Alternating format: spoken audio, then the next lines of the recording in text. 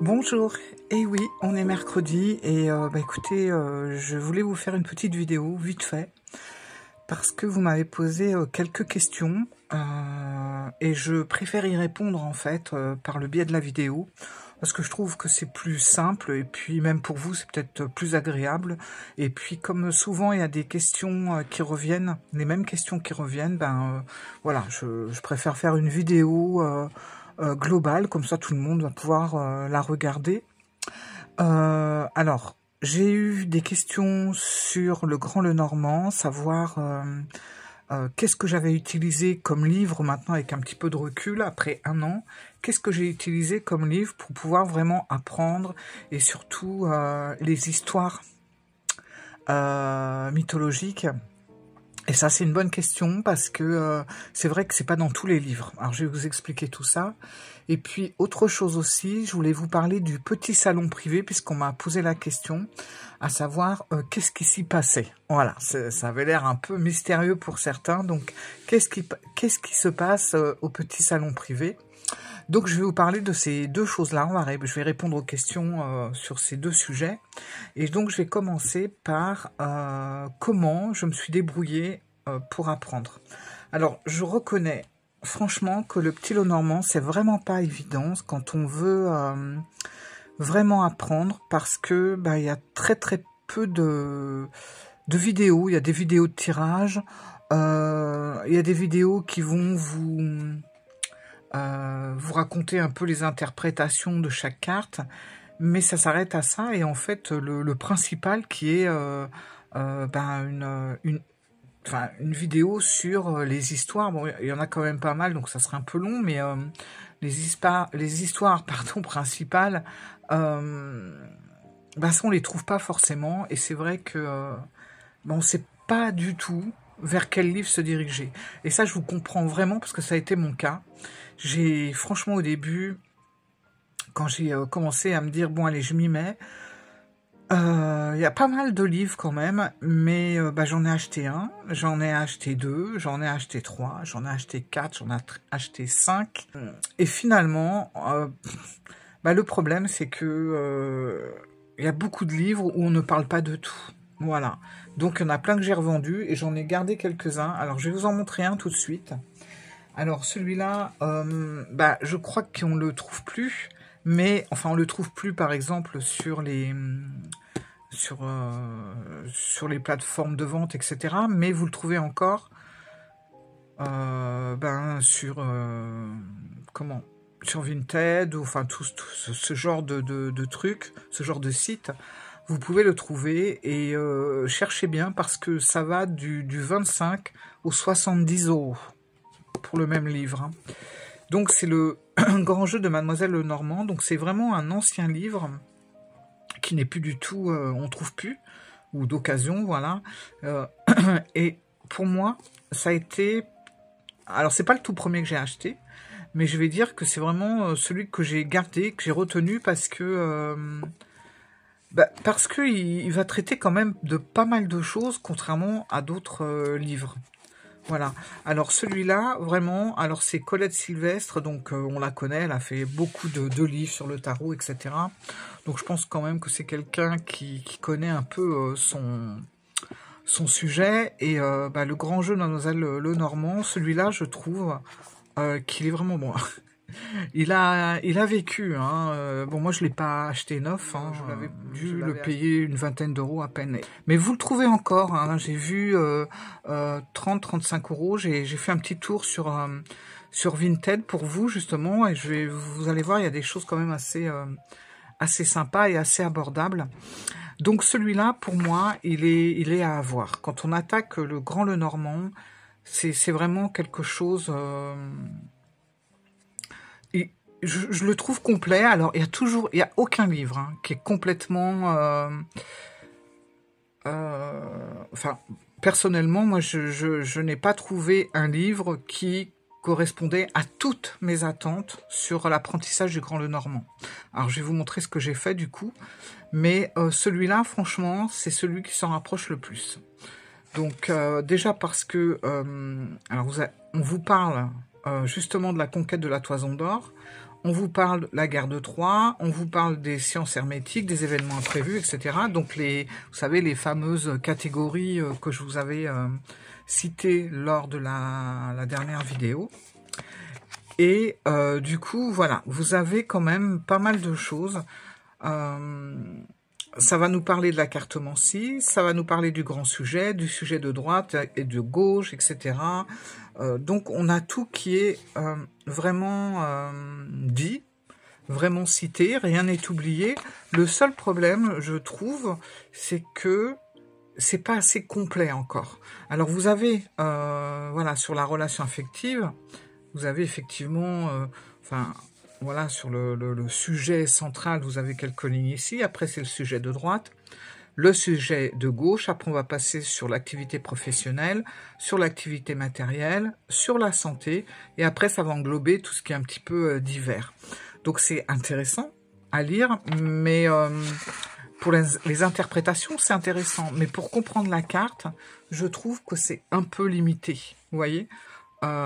C'est très voilà, succinct, il n'y a pas grand chose. Par exemple, le sujet de gauche, un oiseau s'est posé sur le sommet d'un rocher, voilà, donc succès et renommée.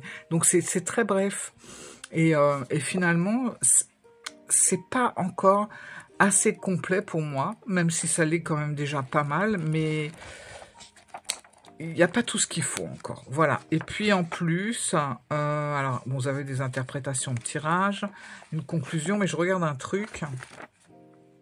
Je crois qu'on n'a même pas les histoires, en fait, les histoires mythologiques des 5 divisions. Alors franchement, ça pour les trouver, c'est pas évident non plus. Mais j'ai fini par trouver, je vais vous montrer. Ouais, c'est pas vraiment expliqué. Enfin, voilà. C'est assez rapide, ça parle un petit peu, voilà, des divisions, ça nous explique les divisions, mais ça va pas forcément nous raconter l'histoire. Donc, il est pas mal, parce que il va sur tous les sujets, vous avez vu, que ce soit le domaine sentimental, professionnel, etc. Il est vraiment bien pour ça. Celui-là, je le conseille. Mais il n'est pas suffisant, parce que vous avez vu, il manque quand même des choses si on veut approfondir, et surtout si on veut comprendre la carte. Parce que c'est bien de faire des tirages avec le Grand Lenormand, mais si on ne comprend pas qui est sur la carte et qu'est-ce qu'elle fait pour pouvoir ensuite vraiment s'impliquer pour l'interprétation, je sais pas, il y a un vide en fait. Donc celui-là, je vous le recommande, mais il n'y a pas que celui-là. Alors, attendez. Voilà, moi ce que j'ai fait, je vais vous montrer. Ça, c'est, j'ai fait mon propre livre en quelque sorte, c'est-à-dire que j'ai pris ce livre. Alors, celui-là, pour moi, il est génial au niveau des histoires, des catégories, des divisions, hein, du Grand Lenormand, qu'on ne trouve pas dans l'autre. Alors, je crois que c'est Corinne Morel. On en retrouve hein, même sur Amazon, tout ça. Moi, ça, c'est une ancienne version, mais je crois qu'on retrouve une version plus récente. Et franchement, il vient vraiment en complément de celui-là. C'est-à-dire que là, on va peut-être un peu moins parler des interprétations, mais on va beaucoup plus se plonger dans les histoires. Et ça, c'est génial. Alors moi, qu'est-ce que j'ai fait? J'ai pris ce livre. Alors, je l'ai recouvert parce que c'est vrai que celui-là, il est assez vieux et il y a tout qui se barrait un peu en miettes au niveau de la couverture. Donc, j'ai remis un espèce de vinyle noir. Voilà, j'ai fait un truc à ma sauce, vite fait. Et j'y ai rajouté tout ce qui me semblait, moi, important pour vraiment apprendre le Grand Lenormand. C'est-à-dire que j'avais la base du livre, vous voyez, et ensuite j'y ai rajouté vraiment les choses qui me semblent importantes et qu'on ne trouve pas dans d'autres livres par exemple. Même dans celui-là, on va pas vous parler des talismans. Alors les talismans, c'est vraiment pas quelque chose où j'ai envie de me lancer tout de suite, mais voilà, c'est quand même là. C'est-à-dire que dans certaines cartes, je vais vous montrer, pas dans toutes, mais dans certaines cartes, vous allez vous retrouver avec, attendez, avec un petit carré de différentes couleurs. Bon, on en a un là, voilà, avec le symbole d'une planète. et vous en avez d'autres sur d'autres cartes. Voilà, ici. Vous voyez, avec toujours un symbole d'une autre planète. Et vous allez retrouver comme ça des espèces de petits talismans. C'est très intéressant à comprendre. Et en fait, le Lenormand, c'est ça. C'est aussi de savoir de quoi on parle et qu'est-ce que c'est. Par exemple, si quelqu'un vous pose une question, c'est quoi le petit carré là? Et vous, si vous savez pas, c'est un peu dommage. Voilà, si on aime le grand Lenormand, de pas savoir ce que c'est, etc. Et justement, le fait de faire des recherches, parce que c'est vraiment ce que j'ai fait, j'ai surtout fait des recherches sur Internet, j'ai fait des recherches auprès de la BNF, alors c'est une mine d'or, parce que là vous avez vraiment des originaux que vous pouvez après copier, moi c'est ce que j'ai fait, il y a plein de choses que j'ai recopiées, et là, donc les talismans, c'est les fatalités, voilà, j'ai pu, le jour où je vais m'en servir, avoir que représentent ces fatalités. Voilà, et qu'est-ce que je vais en faire, comment je vais les interpréter par rapport à une question, etc. Donc là, je me suis vraiment mis, après des recherches à droite à gauche, même sur Internet, les choses sur les fatalités que, honnêtement, on retrouve pas beaucoup dans aucun livre, en fait. Alors, dans les livres récents, je vous en parle pas, parce que c'est très, très simplifié. Mais j'ai pas vu, voilà. J'ai rajouté également les symboles des planètes parce que c'est pas évident, je les connais pas par cœur non plus.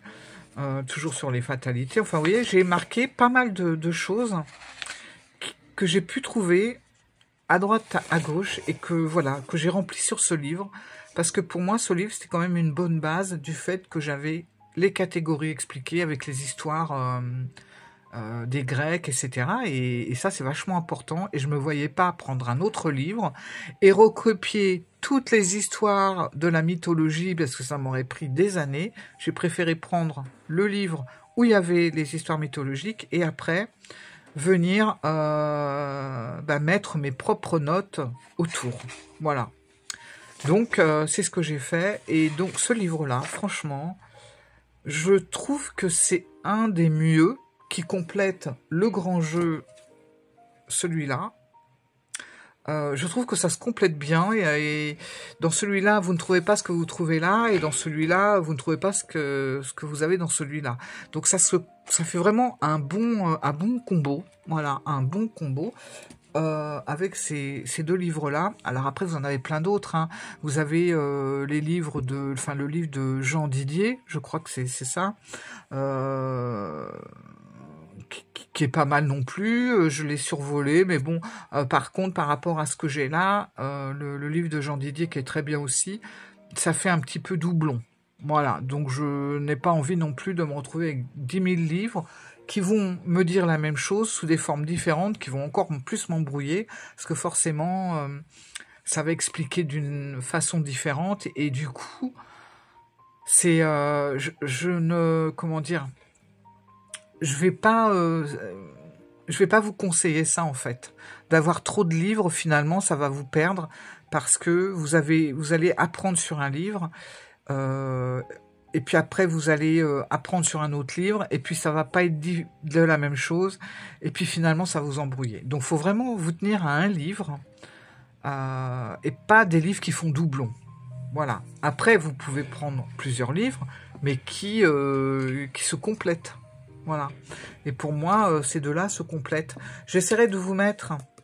là, je vais vous incruster l'image de la couverture du livre. Comme ça sera plus simple pour vous y retrouver. Donc, celui-là, il est vraiment, vraiment bien fait. On a toute la construction du jeu. On a les divisions qui sont super bien expliquées avec les cartes. Vous voyez, c'est vraiment très, très bien fait. Et puis... on a les références mythologiques, ça c'est pas mal aussi. Junon, qui c'est Junon qui c'est Neptune, qui c'est Pluton, qui c'est Jupiter. Je trouve que c'est génial. Minerve, c'est qui? Eh ben, tout est expliqué dans ce livre, et ça c'est un plus, parce que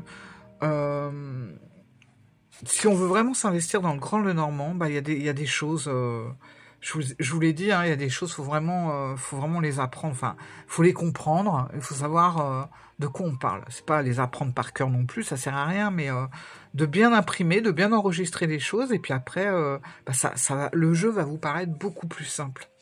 Et là, vous voyez, dans le livre, on a la guerre de Troie, et ça va nous raconter. Alors, c'est simplifié, hein. C'est pas un livre que sur la guerre de Troie, hein. Vous voyez, on a, voilà, ça, voilà. Bon, on a quand même un peu d'histoire, mais ça s'arrête. Voilà, ça s'arrête là. Donc, on n'a pas non plus énormément de pages. 1, 2, 3, 4, 5, 6, 7 pages, 8 pages, quoi, voilà, à lire sur la guerre de Troie. Et ça va énormément vous éclairer sur l'histoire du jeu. Et puis, après, on a la toison d'or. C'est reparti. On a également l'histoire. Encore plus courte, celle-là, vous voyez. Et au fil des pages, vous allez faire connaissance avec les cartes. Alors, vous voyez, moi, j'ai rajouté une tonne de choses parce que, forcément, lui non plus n'est pas complet. À mon sens, hein. Après, voilà. Mais je trouve qu'il y a des choses qui ne sont pas expliquées. Par exemple, la lettre J, c'est quelque chose qu'on trouve... Enfin, on trouve pas vraiment les explications dans les livres. C'est très très rare, à part dans celui-là, mais ça nous met que 3 mots-clés, quoi. Mais bon, moi j'aime bien comprendre, hein. Moi j'aime bien les jeux qui font réfléchir, j'aime bien comprendre, j'aime pas quand c'est simple en fait. Donc je me suis creusé la tête, pourquoi il y a une lettre ici et pourquoi on en parle dans peu de livres, et quand un livre en parle, il nous balance 3 mots-clés qui correspondent à la lettre, mais enfin, bon, c'est pas, le mot va pas forcément commencer par la lettre J, même si là j'y ai mis joie et jeunesse, c'est aussi la créativité, l'intelligence, la loyauté. Faut quand même le savoir.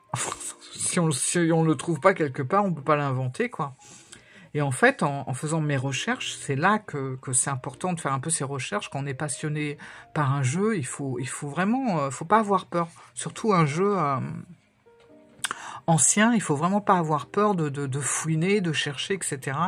Et j'ai compris qu'on était en lien avec enfin, Mademoiselle Lenormand, même si elle n'a pas fait ce jeu. Comme je vous l'ai dit, elle était passionnée par beaucoup de mancies, comme la géomancie, l'astrologie, la cartomancie, enfin voilà, elle était passionnée par tout ça. Et forcément, après, le jeu est sorti, alors je me rappelle plus de la personne qui a sorti le jeu. J'avais son nom, mais je l'ai plus en tête. Sur des données et des bases qu'aimait bien Mademoiselle Lenormand. Donc effectivement, elle est morte avant que le jeu sorte, mais quand le jeu est sorti, c'était sur des bases que Mademoiselle Lenormand aimait bien, voilà, qu'elle utilisait pour ses consultations en fait.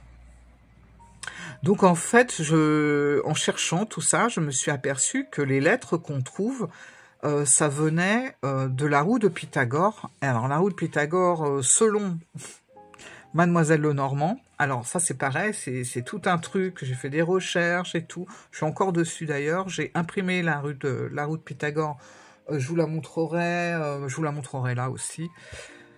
Et du coup, voilà, moi j'aime bien comprendre les choses, et en fait, voilà, le grand Lenormand, un jeu ne vous suffira pas pour faire votre apprentissage de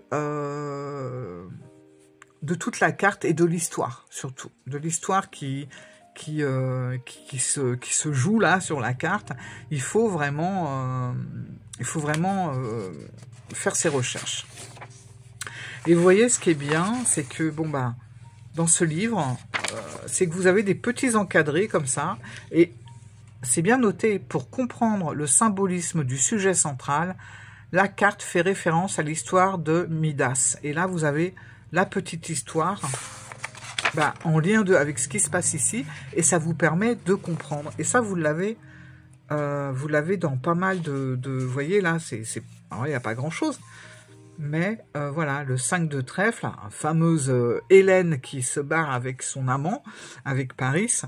Voilà, pour comprendre le symbolisme du sujet central, se reporter à la légende de la guerre de Troie racontée dans la première partie du livre, lorsque Paris enlève Hélène. Ménélas, qui avait accordé sa confiance aux jeunes Troyens, se sent profondément trahi. Voilà. Donc, vous voyez, ça vous explique ce qui se passe, en fait. Voilà, c'est pas juste un couple comme ça, qui se promène tranquille. Non, non, c'est là, il y a vraiment quelque chose, il y a un abus de confiance dans l'histoire, il y a vraiment une trahison, quelque chose qui nous dit de faire attention, pas être vigilant, quoi. Et voilà, là vous avez une autre carte. Et à nouveau, pour comprendre le symbolisme du sujet de gauche, bon, le sujet de gauche, oui, parce que on vous explique aussi les symbolismes des deux petites cartes là, donc il est vraiment bien fait.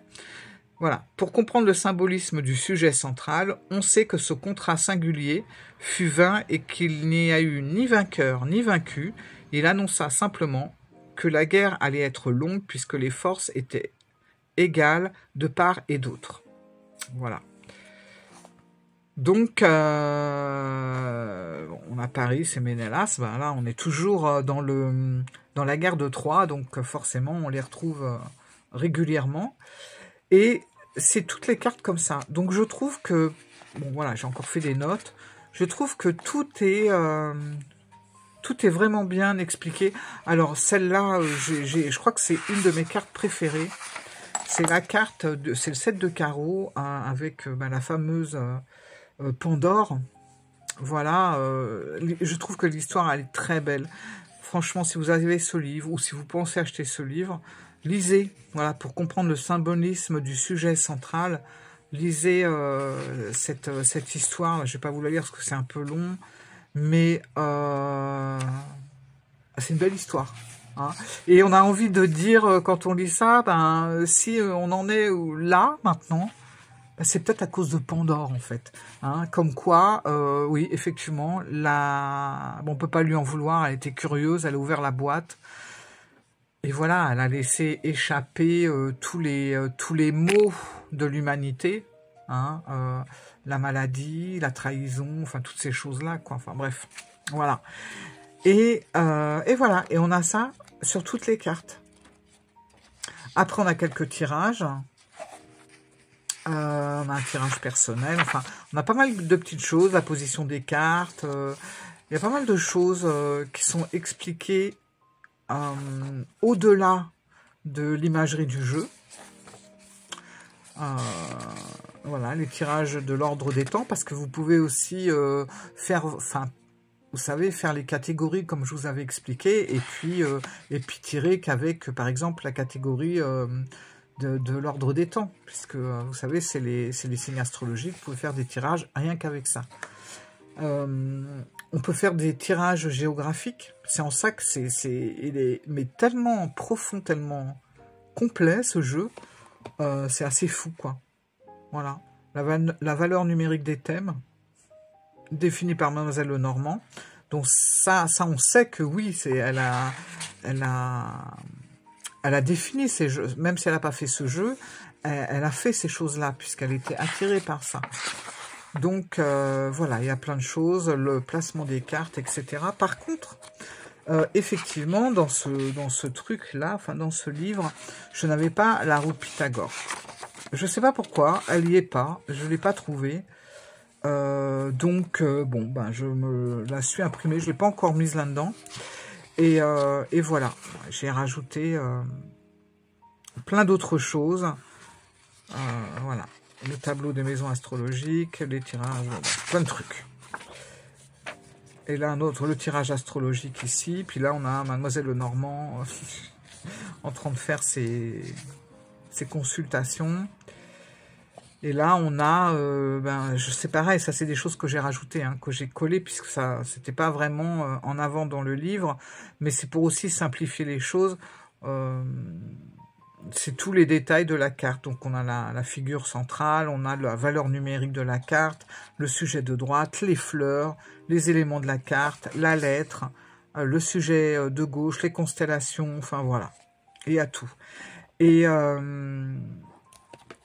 Et je trouve que, enfin moi honnêtement, enfin moi c'est celui-là qui m'a le plus parlé, enfin qui m'a le plus appris sur le Grand Lenormand. Déjà dans sa construction, bien sûr, j'ai pas tout retenu, hein, mais dans sa construction, ça m'est beaucoup plus clair. Je sais ce qui se passe. Voilà, dans l'illustration centrale, c'est pareil. J'ai beaucoup avancé là-dessus. Je sais que, voilà, bon, bah là, on a Pandore. Je sais ce qui va se passer, etc. Là, c'est la mort d'Hector. Enfin, bon, il y a plein de choses qui me semblent beaucoup plus faciles.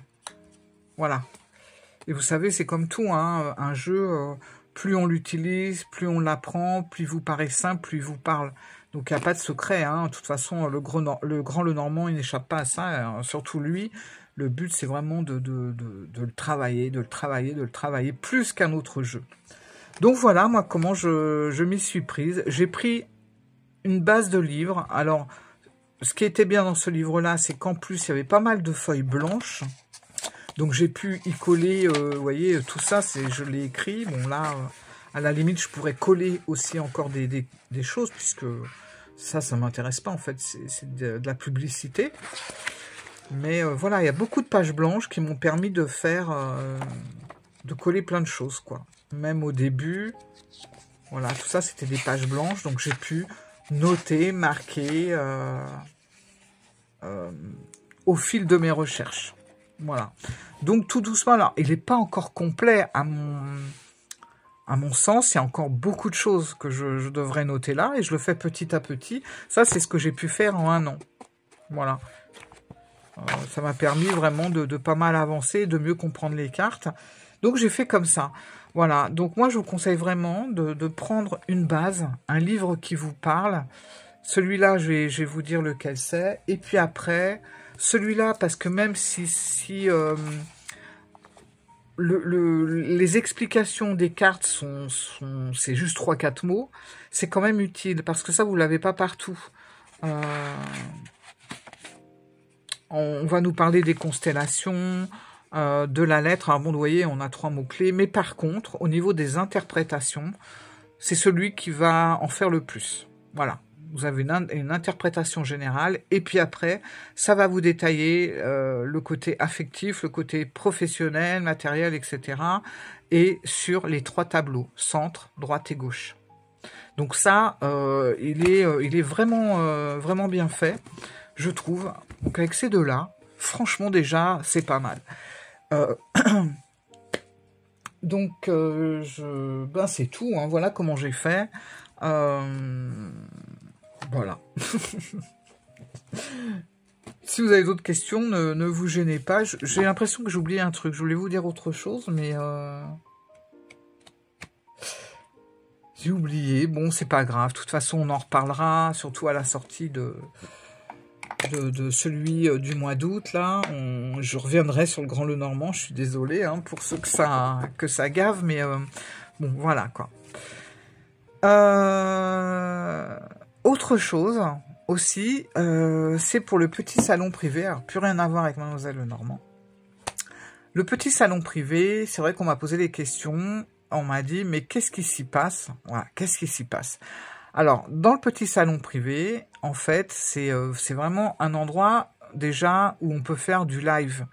Ça, c'est quelque chose qui était très important pour moi, c'est de protéger la sphère des choses en direct, parce que j'avais pas du tout confiance de faire ça publiquement sur la chaîne, pour diverses raisons, et ça m'a bien prouvé que j'avais pas vraiment tort le jour où je me suis trompé, que j'ai fait un test pour la première fois, sans le faire exprès, j'avais oublié de mettre privé, je me suis retrouvé projeté dans un live public. Alors certes, j'ai eu énormément de monde qui est arrivé d'un coup, j'ai pas compris, parce que j'en avais pas autant en souscription en fait, et alors là, j'ai eu de tout, mais de tout. Des trolls, j'en ai eu, mais ça faisait même pas 3 minutes, j'en avais déjà 3 ou 4. Enfin bref. Et là, j'ai compris mon erreur, parce que j'ai reconnu des personnes qui n'étaient pas inscrites, et je me suis dit, ah ok. Donc j'ai tout éteint, et j'ai refait mes tests pour pouvoir bien me mettre en privé. Et ça change la vie. Donc oui, effectivement, on peut nommer des modérateurs, mais bon, j'ai pas envie de faire la police, j'ai pas envie de mettre des personnes... pour faire la police dans mon chat. Enfin bon, je sais pas, je trouve ça un peu chiant pour tout le monde. Maintenant, je dis pas que je le ferai pas un jour, mais pour le moment, je préfère avoir la tranquillité qu'on a en étant dans un endroit privé où je sais qu'il n'y aura pas de troll, ou alors c'est pas grave, mais bon, c'est un peu bête quoi, de payer pour insulter ou pour gâcher un chat. Bon, bref. Après, c'est leur problème. Mais ils se feront éjecter dans la minute, donc voilà. Et alors voilà, déjà, on a des chats, donc on peut, vous avez vu, je vous en ai mis un que j'ai transféré dans la chaîne, sur la chaîne La Cour des Oracles.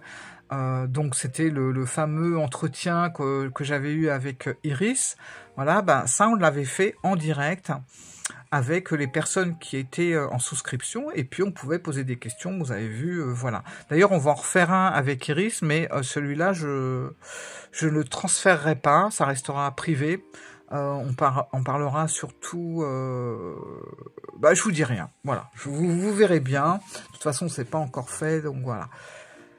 Donc des lives toute seule ou avec une personne comme on a fait avec Iris. Ça peut être aussi des visites. Alors je me vois pas mettre ça en public parce que c'est... Alors c'est vrai que ma chaîne elle est assez large en fait, mais bon, c'est des choses qui sont quand même plus privées, et puis bon voilà, ça va être des visites de musées. Par exemple, je sais que pour la rentrée, alors effectivement là pour le mois d'août c'était un petit peu stand-by parce qu'il y a beaucoup de gens qui sont en vacances, parce que moi j'ai pas trop eu le temps non plus, et puis pour tout vous dire, c'est blindé. Voilà, que ça soit les musées, toutes les choses à visiter, c'est blindé. Voilà, avec le tourisme, etc. Donc c'est pas agréable ni pour moi, et ça sera pas pour vous non plus à regarder. Donc à partir de septembre, les choses vont reprendre. Il y a plein de choses qui seront prévues. Donc on aura... je vais vous emmener au musée de la carte à jouer. Je filmerai bien sûr. On ira aussi au musée Grévin, parce que là il y en a une d'entre vous qui me l'a demandé, donc on le fera.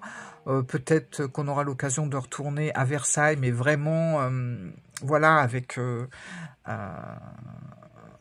je filmerai en direct, etc. Enfin, il y aura plein de choses comme ça, du blabla, des discussions, voilà. Donc tout va revenir. Ah oui, et puis je vais vous emmener aussi à Giverny. Ça c'est obligé parce que j'ai trop envie d'y aller, mais j'ai trop envie de vous le faire partager aussi.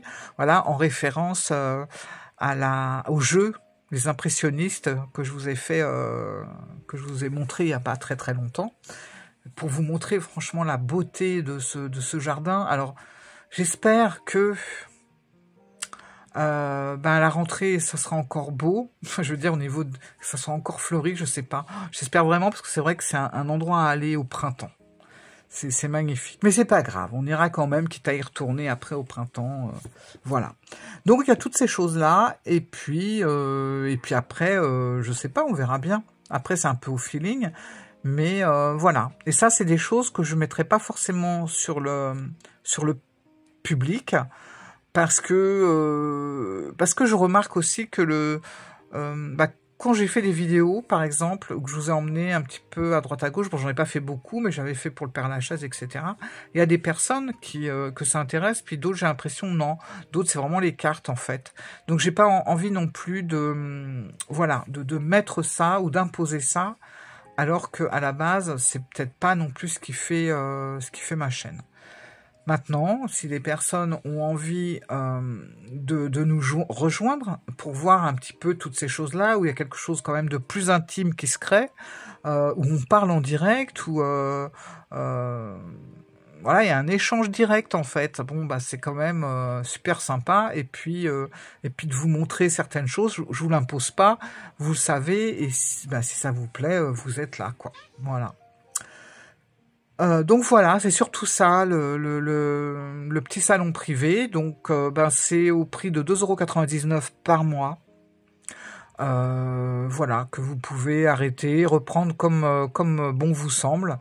Voilà. Donc ça, je voulais vraiment vous le dire. Si jamais vous ne savez pas comment on fait, logiquement, vous avez vous avez un rejoindre qui doit être marqué sous les vidéos. Enfin, je sais pas trop comment ça se passe, mais parce que ça change tout le temps avec YouTube, c'est ça qui est un peu chiant. Mais dernièrement, c'était rejoindre, vous y allez, et puis voilà.